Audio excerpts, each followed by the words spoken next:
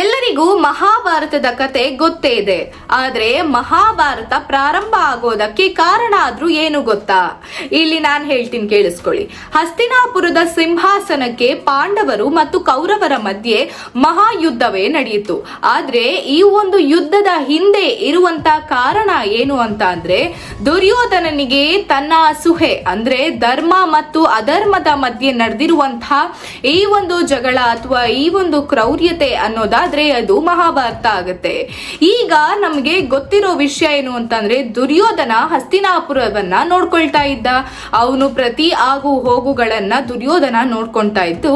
ಆದ್ರೆ ಜನಪ್ರಿಯತೆ ಹೊಂದಿದ್ದು ಮಾತ್ರ ಪಾಂಡವರಿಗೆ. ಈ ರೀತಿ ಪಾಂಡವರು ಮತ್ತು ಅವರ ಹೆಂಡತಿ ಅಂದ್ರೆ 5 ಜನ ಪಾಂಡವರಿದ್ರು. ಅವರ ಹೆಂಡತಿಯಾದಂತಹ ದ್ರೌಪದಿಗೆ ಈ ಒಂದು ಜನಪ್ರಿಯತೆ ಇತ್ತು. ಈ ಜನಪ್ರಿಯತೆಯನ್ನ ನೋಡಕ್ಕಾಗದೆ ಇರುವಂತದ್ದು ಯಾರಿಗೆ ಅಂತ ಅಂದ್ರೆ ದುರ್ಯೋಧನನಿಗೆ. ದುರ್ಯೋಧನ ತನ್ನ ಅಧರ್ಮವಾಗಿ ತನ್ನ ಜನರನ್ನ ನಡೆಸ್ಕೊಂತಾ ಇದ್ದ. ಈ ಒಂದು ಕಾರಣಕ್ಕೆ ಎಲ್ಲಾ ಜನರು ಕೂಡ ಪಾಂಡವರ ಕಡೆ ಪ್ರೀತಿ ಜಾಸ್ತಿ ಇತ್ತು.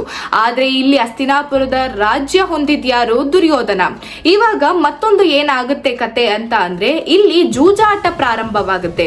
ಜೂಜಾಟದ ಮಧ್ಯೆ ಯುಧಿಷ್ಠಿರ ತನ್ನ ರಾಜ್ಯವನ್ನ ಕಳ್ಕೊಳ್ತಾನೆ, ತನ್ನ ಸಹೋದರರನ್ನ ಕಳ್ಕೊಳ್ತಾನೆ, ಜೊತೆಗೆ ತನ್ನ ಪತ್ನಿಯಾದಂತಹ ದ್ರೌಪದಿಯನ್ನು ಕೂಡ ಇಟ್ಟಿ ಮುಂದೆ ಆಟವನ್ನ ಆಡಿದಾಗ ಕೊನೆಗೆ ಅವಳನ್ನು ಕೂಡ ಕಳ್ಕೊಳ್ತಾರೆ. ಈ ರೀತಿ ಕಳ್ಕೊಂಡಿದ್ದ ನಂತರ ದ್ರೌಪದಿ ಆ ಒಂದು ಮಹಾ ಸಭೆಯಲ್ಲಿ ಎಲ್ಲರ ಮುಂದೆ ಅವಮಾನಕ್ಕೆ ಒಳಗಾಗ್ತಾಳೆ. ಈ ಒಂದು ಅವಮಾನಕ್ಕೆ ಒಳಗಾದ ಸನ್ನಿವೇಶದಿಂದ ಈ ಒಂದು ಯುದ್ಧ ಪ್ರಾರಂಭವಾಯಿತು ಅನ್ನೋದು ಹೇಳೋದಕ್ಕೆ ತಪ್ಪಾಗೋದಿಲ್ಲ.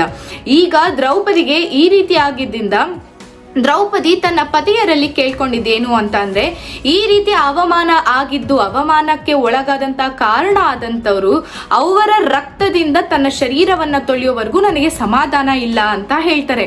ಅವಾಗ ಅಜ್ಞಾತವಾಸಕ್ಕೆ 13 ವರ್ಷಗಳ ಕಾಲ ಪಾಂಡವರು ಹೋಗ್ಬೇಕಾಗಿರುವಂತ ಸಂದರ್ಭ ಬರುತ್ತೆ. ಈ ತರ ಆಗಿದ್ದು ಜೂಜಾಟದಿಂದ ಆಗಿ 13 ವರ್ಷ ಅಜ್ಞಾತವಾಸಕ್ಕೆ ಹೋಗ್ಬೇಕಾಗುತ್ತೆ. ಈ ರೀತಿ 13 ವರ್ಷ ಅಜ್ಞಾತವಾಸವನ್ನ ಮುಗಿಸ್ಕೊಂಡು ಬಂದಾಗ ಒಂದಿಂಚು ಕೂಡ ರಾಜ್ಯವನ್ನ ಕೊಡೋದಿಲ್ಲ ಅಂತ ದುರ್ಯೋಧನ ಹೇಳ್ತಾನೆ. ಈ ರೀತಿ ಹೇಳಿದಾಗ ಈ ಅಧರ್ಮವಾಗಿ ನಡ್ಕೊಂತಾ ಇದ್ದಿದ್ದ ಕಾರಣದಿಂದ ಶ್ರೀಕೃಷ್ಣನ ಜೊತೆ ಇದ್ದುಕೊಂಡು ಈ ಒಂದು ಮಹಾಭಾರತ ಯುದ್ಧ ಪ್ರಾರಂಭವಾಗುತ್ತೆ. ಈ ಯುದ್ಧದಲ್ಲಿ ಕೃಷ್ಣ ಬಂದಿ ನಿನಗೆ ರಥಗಳು ಅಥವಾ ಸೈನಿಕರು ಬೇಕಾ ಅಥವಾ ನಾನ್ ಬೇಕಾ ಅನ್ನುವಂತ ಪ್ರಶ್ನೆಯನ್ನ ಪಾಂಡವರು ಮತ್ತು ಕೌರವರ ಮುಂದೆ ಇಟ್ಟಾಗ, ಕೌರವರು ಆದಂತಹ ದುರ್ಯೋಧನ ಏನ್ ಕೇಳ್ತಾನೆ ಅಂತಾನೆ, ನನಗೆ ನಿನ್ನ ರಥ ಮತ್ತು ಸೈನಿಕರು ಬೇಕು, ಸಾಕದು ಅಂತ ಅಂತಾರೆ. ಅದೇ ಪಾಂಡವರು ನನಗೆ ಯಾರು ಕೂಡ ಬೇಡ, ನೀನಿದ್ರೆ ಸಾಕು ಅಂತ ಶ್ರೀ ಕೃಷ್ಣ ಪರಮಾತ್ಮವನ್ನ ಪಾಂಡವರ ಮಧ್ಯೆ ಸೇರಿಸ್ಕೊಳ್ತಾರೆ. ಈ ರೀತಿ ಮಹಾ ಯುದ್ಧ ಆಗುವಂತಹ ಸಂದರ್ಭದಲ್ಲಿ ಶ್ರೀ ಕೃಷ್ಣ ಪರಮಾತ್ಮ ದುರ್ಯೋಧನನ ಜೀವ ತೊಡೆಯಲ್ಲಿದೆ ಅನ್ನುವಂತಹ ಒಂದು ಸಂಗತಿಯನ್ನ ಬಿಚ್ಚಿಟ್ಟಾಗ, ಭೀಮ ತನ್ನ ಗದೆಯಿಂದ ಆ ದುರ್ಯೋಧನನ ತೊಡೆಗೆ ಹೊಡೆದಿ ಅಲ್ಲಿ ತಮ್ಮ ರಾಜ್ಯ, ತಮ್ಮ ಹೆಂಡತಿಯ ಮಾನವನ್ನ ಮತ್ತೆ ಮರಳಿ ಪಡ್ಕೊಳ್ತಾರೆ. ಇಲ್ಲಿ ಮಹಾಭಾರತದ ಕಥೆಯಿಂದ ನಮ್ಗೆ ಗೊತ್ತಾಗುವಂತ ವಿಷಯ ಆದ್ರೂ ಏನು ಅಂತ ಅಂದ್ರೆ, ಅಧರ್ಮ ಎಷ್ಟೇ ಹೊತ್ತು ಅಂದ್ರೆ ಎಷ್ಟೇ ಕಾಲಗಳು ಇದ್ರೂ ಸಹ ಧರ್ಮ ಅನ್ನೋದು ಒಂದು ಕಿಂಚಿತ್ತು ಇದ್ರೂ ಕೂಡ ಆ ಅಧರ್ಮ ಅನ್ನುವಂತ ಗಾತ್ರ ಎಷ್ಟೇ ಆಗಿದ್ರು ಧರ್ಮ ಗೆಲ್ಲುತ್ತೆ ಅಂತ. ಅಧರ್ಮದ ಮುಂದೆ ಧರ್ಮ ಯಾವತ್ತೂ ಕೂಡ ಸೋಲೋದಿಲ್ಲ. ಇದರಿಂದ ನಾವು ಕಲಿಬೇಕಾಗಿರೋದೇನು ಅಂತ ಅಂದ್ರೆ, ನಾವು ಮೋಸಕ್ಕೊಳಗಾಗ್ತಿದ್ರು ಸಹ ನಾವು ಧರ್ಮದ ದಾರಿಯಲ್ಲೇ ನಡೀತಾ ಇದ್ರೆ ಕೆಲವು ಸಮಯಗಳಷ್ಟೇ, ಅನಂತರ ನಾವು ಅಧರ್ಮದ ಮುಂದೆ ಧರ್ಮ ಗೆಲ್ಲುತ್ತೆ. ಆದ್ದರಿಂದ ಎಲ್ಲರೂ ಕೂಡ ಧರ್ಮದ ದಾರಿಯಲ್ಲೇ ನಡೆಯಬೇಕು. ಈ ರೀತಿ ಮಹಾಭಾರತದ ಕಥೆಯಿಂದ ಕಲಿಯೋದು ಸಾಕಷ್ಟು ಇದೆ.